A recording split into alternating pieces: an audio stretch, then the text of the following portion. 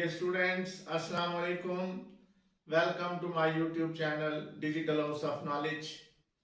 हम लोगों ने अब तक cost of goods manufactured and sold statements के कुछ क्वेश्चन अटेम्प्ट किए हैं।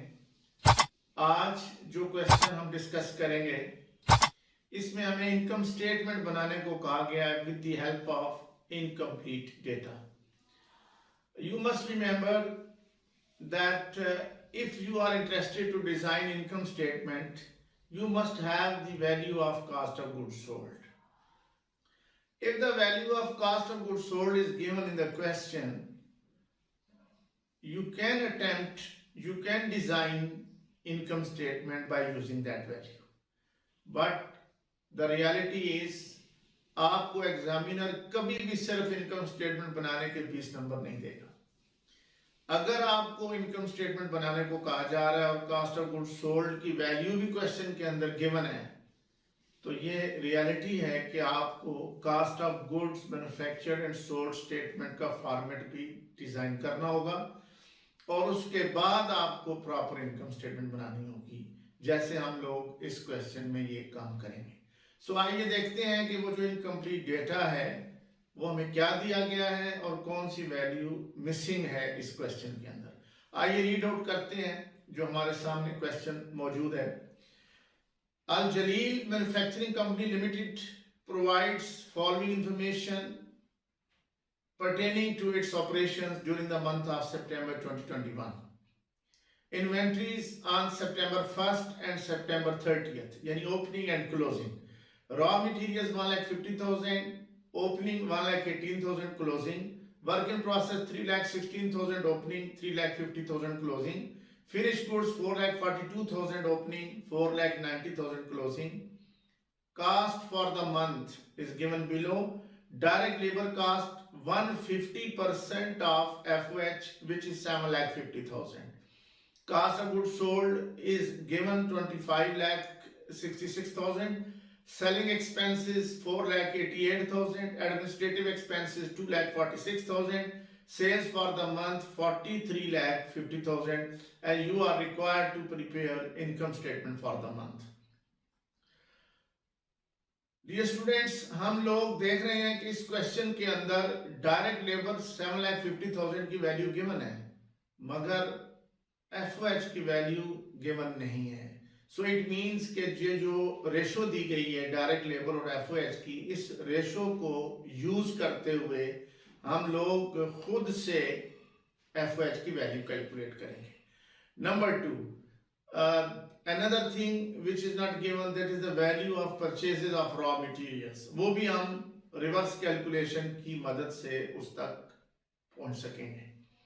सो क्वेश्चन में दिए गए डेटा को देख लेने के बाद अब हम इस क्वेश्चन के सॉल्यूशन की तरफ आते हैं और एज यूजुअल हम cost of goods manufactured and sold statement बनाएंगे। पहले उसी तरह हम 3 लाइनों की हेडिंग देंगे।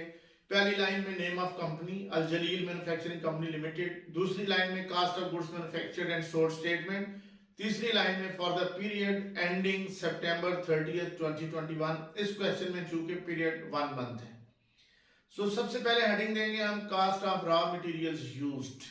यू नो कि हम इस कैलकुलेशन की इब्तिदा किया करते हैं परचेजेस ऑफ रॉ मटेरियल्स के साथ। क्योंकि क्वेश्चन के अंदर परचेजेस की वैल्यू गिवन नहीं है, लिहाजा हम इस वैल्यू को रिवर्स कैलकुलेशन से खुद कैलकुलेट करेंगे। तो लिहाजा इसके लिए हम यहाँ पे स्पेस छोड़ेंगे ब्लैंक, इसमें प्लस करेंगे opening inventory of raw materials जो कि क्वेश्चन में दी गई थी 1,50,000, और इसका आंसर आएगा cost of raw materials available for use, जो कि ब्लैंक रहेगा। इस वक्त हमें इसकी वैल्यू मालूम नहीं है। माइनस करेंगे closing inventory of raw materials जो क्वेश्चन में दी गई है 1,18,000। आंसर बन जाएगा cost of raw materials used, जो हमें फिलहाल मालूम नहीं है। डायरेक्ट लेबर क्वेश्चन में दी गई है 7,50,000, इसको लिखेंगे। और प्राइम कास्ट, क्योंकि cost of raw material used और डायरेक्ट लेबर के टोटल को प्राइम कास्ट कहते हैं, ये अभी हमें फिलहाल मालूम नहीं है, ये रिवर्स कैलकुलेशन से आएगी। अब हम जरा चलते हैं फैक्ट्री ओवरहेड की वैल्यू फाइंड आउट करने के लिए। तो हम सबसे पहले आप आते हैं सपोर्टिंग वर्क पे। तो मैं आपको स्क्रीन पे दिखाऊंगा सपोर्टिंग वर्क। आइए देखते हैं सपोर्टिंग वर्क। तो सपोर्टिंग वर्क आपके सामने शो हो रहा है, डायरेक्ट लेबर और एफओएच का रिलेशनशिप 150:100। 150% ऑफ फैक्ट्री ओवरहेड, ये direct labour 150% of factory overhead है। यानी अगर डायरेक्ट लेबर 150 होती है तो फैक्ट्री ओवरहेड 100 होता है, और अगर डायरेक्ट लेबर 7,50,000 होगी तो एक्स की वैल्यू, फैक्ट्री ओवरहेड की वैल्यू क्या होगी। ये रिलेशनशिप कायम करने के बाद, ये जो रेशियो है मेंटेन कर लेने के बाद, हम बाय रिवर्स कैलकुलेशन एक्स की वैल्यू को फाइंड आउट करते हैं। 7,50,000 को 100 से मल्टीप्लाई किया गया, 150 को x से मल्टीप्लाई किया गया, 150x इज इक्वल टू 750,000,000। अब फिर x की वैल्यू, इस प्रोडक्ट को 150 से डिवाइड किया गया है, तो we arrive at 5 lakh. x की वैल्यू आ गई 5 lakh. x is factory overhead. अब हम इस वैल्यू को क्वेश्चन में जाकर फैक्ट्री ओवरहेड के सामने as per supporting work mention करके 5 लाख इसको रिपोर्ट कर लेंगे। अब आपको पता है कि प्राइम कास्ट और एफओएच के टोटल को टोटल फैक्ट्री कास्ट कहा जाता है। चूंकि ये अप्लाइड वैल्यू है एफओएच की, तो इसको एट नॉर्मल लिखेंगे, लेकिन इसका आंसर अभी हमारे पास मौजूद नहीं होगा। और इसके बाद हम टोटल फैक्ट्री कास्ट में opening inventory of work in process 3,16,000 जो क्वेश्चन में दी गई है, इसकी वैल्यू पुट करेंगे। Answer total cost of work in process आ जाएगा, जो हमें फिलहाल मालूम नहीं हो सकता, minus closing inventory of work in process 3,50,000 question में दी गई है, इसको लिखेंगे, माइनस करेंगे, कास्ट ऑफ गुड्स मैन्युफैक्चर्ड आ जाएगा, जो अभी वैल्यू हमें मालूम नहीं है। इसमें ऐड करेंगे opening inventory of finish goods 4,42,000 जो क्वेश्चन में दी गई है। Cost of goods available for sale, अभी हमें फिगर मालूम नहीं होगी, लिहाजा ये जगह खाली छोड़ी जाएगी। और इसमें से क्लोजिंग इन्वेंट्री फिनिश गुड्स की हम 4,90,000 क्वेश्चन में दी गई है, इसको लिखेंगे और आंसर आ जाएगा cost of goods sold at normal. At normal इसलिए कि ये क्वेश्चन के अंदर एफओएच अप्लाइड है। अब मैंने ब्रैकेट के अंदर शो कर दिया है कि this value is given in the question, 25,66,000 cost of goods sold is given. Now by reverse calculation we will complete the question, खाली जगहों को पुर कर लेंगे। अब 25,66,000 से जब हम रिवर्स कैलकुलेशन पे जाएंगे, ऊपर से नीचे आते हुए 4,90,000 ने माइनस होना था, अब नीचे से ऊपर जाते हुए इसने ऐड हो जाना है, तो cost of goods available for sale आ जाएगा 30,56,000। ये वैल्यू आपके सामने आ गई। इससे ऊपर जाते हुए ओपनिंग इन्वेंट्री फिनिश गुड्स की हम माइनस कर देंगे, तो कास्ट ऑफ गुड्स मैन्युफैक्चर्ड आ गया 26,14,000। कास्ट ऑफ गुड्स मैन्युफैक्चर्ड की वैल्यू तक हम लोग पहुंच गए। कास्ट ऑफ गुड्स मैन्युफैक्चर्ड से फिर रिवर्स कैलकुलेशन में हम वर्क इन प्रोसेस की क्लोजिंग इन्वेंट्री को ऐड करेंगे। चूंकि ऊपर से नीचे आते हुए इसने माइनस होना था, अब नीचे से ऊपर जाते हुए ये ऐड हो जाएगी। जब इसको ऐड करेंगे तो आंसर हमारा आएगा total cost of work in process which is 29,64,000। इससे ऊपर जाते हुए हम opening inventory work in process की इसमें से माइनस कर देंगे, क्योंकि रिवर्स कैलकुलेशन है, ऊपर से नीचे आते हुए इसने ऐड होना था, नीचे से ऊपर जाते हुए इसने माइनस हो जाना है, तो you will get total factory cost at normal 26,48,000।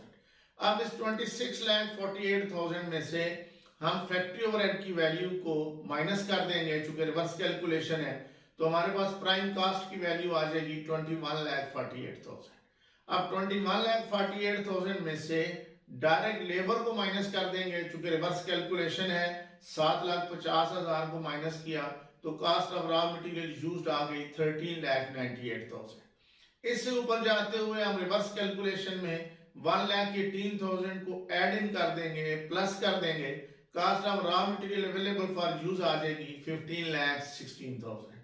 अब 15,16,000 से ऊपर रिवर्स कैलकुलेशन में हम opening inventory of raw materials को माइनस कर देंगे and we will get purchases of raw materials 13,66,000। हमने परचेजेस की वैल्यू खुद से फाइंड आउट की है, इसीलिए मैंने ब्रैकेट के अंदर मेंशन कर दिया है कि this is calculated, means it was not given, और हमने इसको खुद से कैलकुलेट किया है। इसके साथ ही cost of goods manufactured and sold statement is complete. इसको हम कंप्लीट करने में कामयाब हुए। अब हम इनकम स्टेटमेंट की तरफ जाएंगे और इनकम स्टेटमेंट में Al Jalil manufacturing company limited income statement की हेडिंग देंगे और for the period ending September 30, 2021 heading में लिखेंगे। सेल्स क्वेश्चन में दी गई है 43,50,000।